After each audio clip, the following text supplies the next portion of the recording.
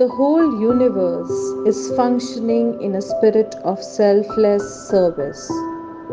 Everything in nature is selfless.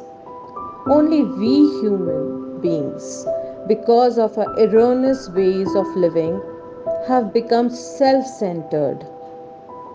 Consequently, we are facing difficulties, problems, sorrow, and suffering.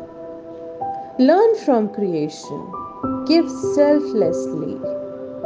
Take the example of plants.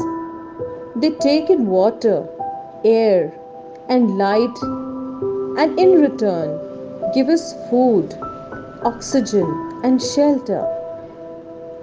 Whatever they take from creation, they give back in another form.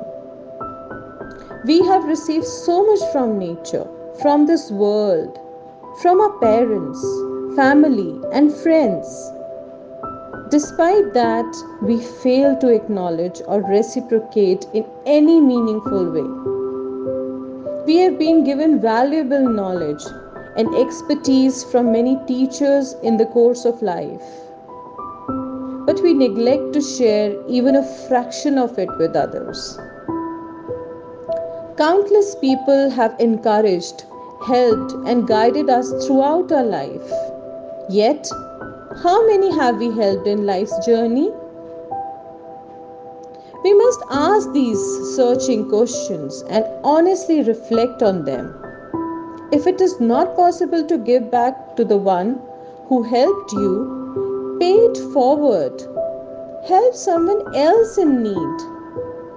Since we receive continuously, we should be aware of a firm duty to give, reciprocate, and not hoard things.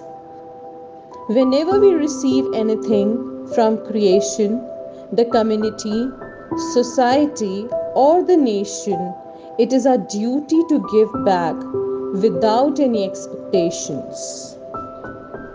Thus, to benefit from all our actions, we should perform our duties to the best of our capacity with an attitude of selflessness.